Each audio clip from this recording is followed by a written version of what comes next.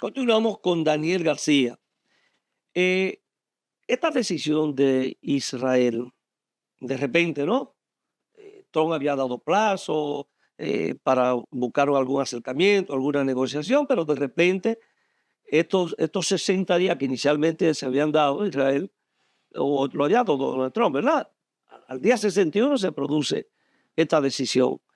¿Tiene esto el consentimiento de Donald Trump de Estados Unidos o fue una decisión precipitada de Israel? Porque eso hay que ver. Y estaban en capacidad de hay hacerlo dos solo, factores o sabían que importantes. venía detrás a respaldarle a Estados Unidos cuando se presentara la situación que se presentó. Mira, hay dos factores muy importantes a tener en cuenta a responder tu pregunta.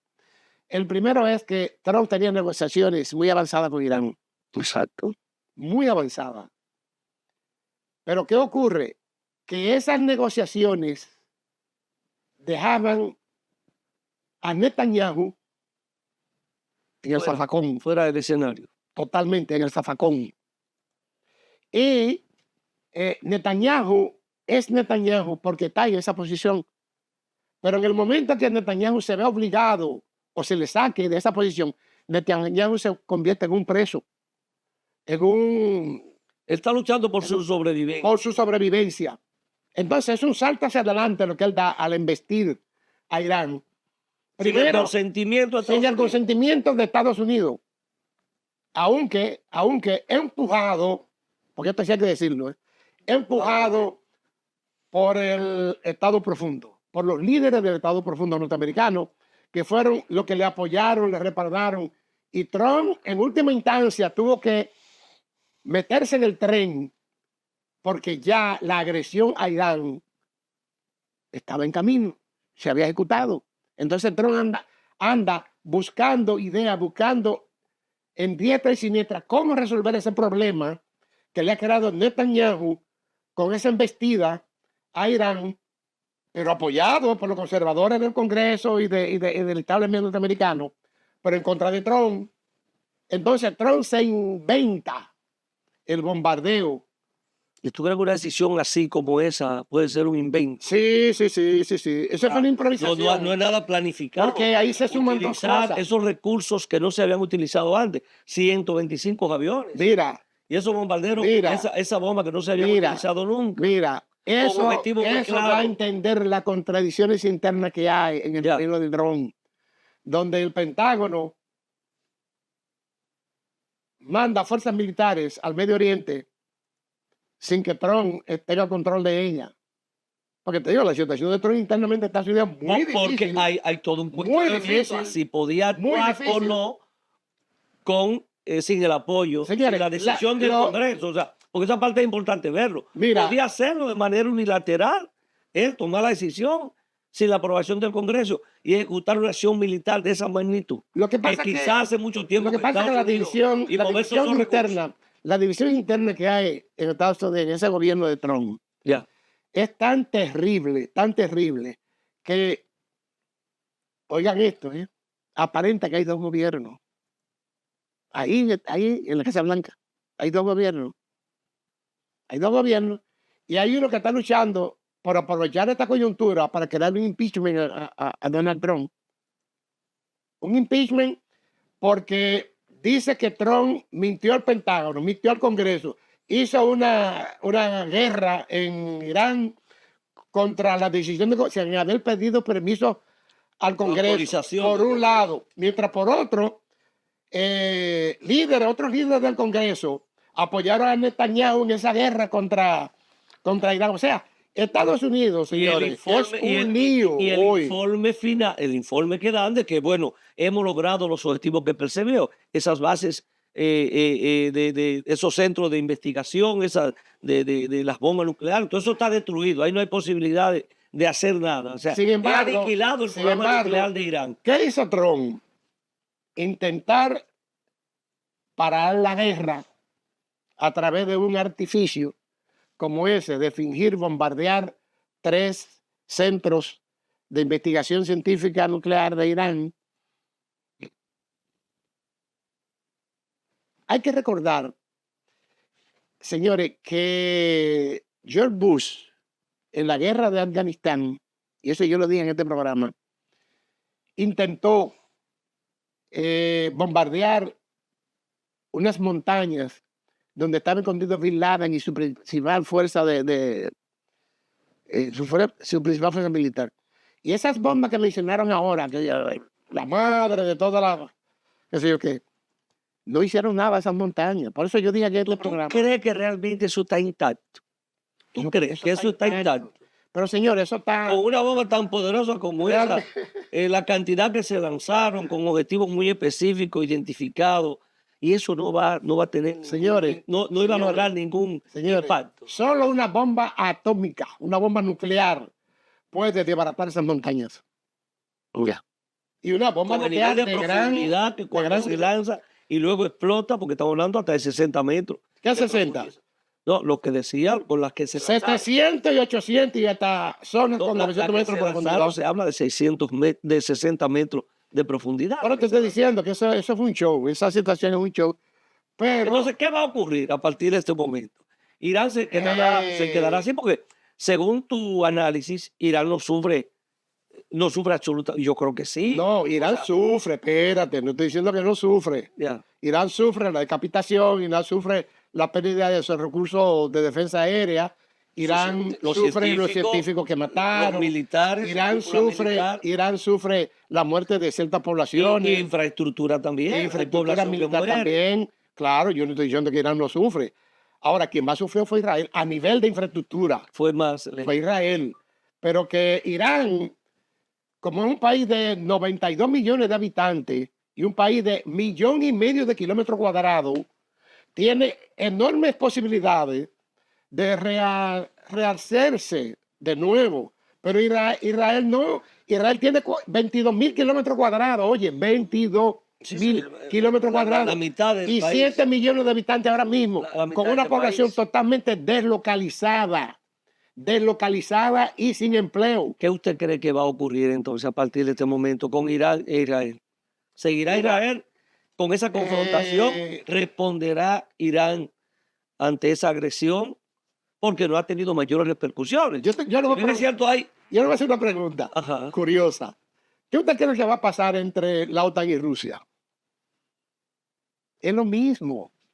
Esa guerra no se agota ahora, igual que la de Rusia y la OTAN a través de Ucrania. Pero hay un aspecto muy importante. El conflicto Mira, permanecerá. hay una cosa muy importante que debe señalarse. Hay un objetivo estratégico, geopolítico, muy importante en Irán, que fue lo que persiguieron destruir el establishment norteamericano y las élites corporativas a través de darle el ok a Netanyahu de golpear a Irán, que es que Irán es el principal nodo de comunicación de China y Rusia para el Índico con la India. O sea, la ruta de la seda china desemboca ahí en Irán y de ahí para la África, para Europa, para todo el mundo. Y el de Rusia, que viene a través del corredor del norte, desemboca ahí también en Irán. Entonces, esas conexiones de tanta importancia económica, de vía económica, de infraestructura económica, son cruciales destruirla para evitar que China siga desarrollándose económicamente y Rusia también. Por eso, Irán tiene una posición tan geopolíticamente importante. Y además, por eso fue que se arriesgaron tanto de penetrar a Irán con esta agresión. Pero no sabían que Irán estaba tan bien preparado con sus misiles. Fue una sorpresa. Pero las reacciones, o sea, uno siente un Irán solo. Después que ha tenido toda la colaboración, cooperación con Rusia y de repente su relación con China, otros aliados en Medio Oriente, uno siente como que Irán se queda desprotegido y que nadie saca la cabeza por Irán. Mira, hay pronunciamientos muy diplomáticos, Ajá. pero no un compromiso. No, eso no es cierto. China tiene un compromiso con Irán y Rusia también. Lo que pasa es que hay... Pero no tuvieron posición firme ante ese acontecimiento. No. Señores, hay que recordar que China tiene un acuerdo de 40 años, 20 años, no solo por 400,000 millones de dólares en comercio y negocios, sino también en asistencia científica, militar, asesoría, ese tipo de cosas. Y Rusia también. Ahora, el de Rusia tiene un aspecto que es muy bueno de notar, que no existe la asociación de defensa recíproca que Rusia firmó con Corea del Corea del Norte. Norte. Ahora bien, eso no significa que no haya una asociación técnico-militar con Irán. Inclusive, la mayoría de las armas, perdón, Ya. que lució Irán en su mejor defensa aérea, son armas rusas. Pero hay otro aspecto todavía muy importante que la prensa no menciona.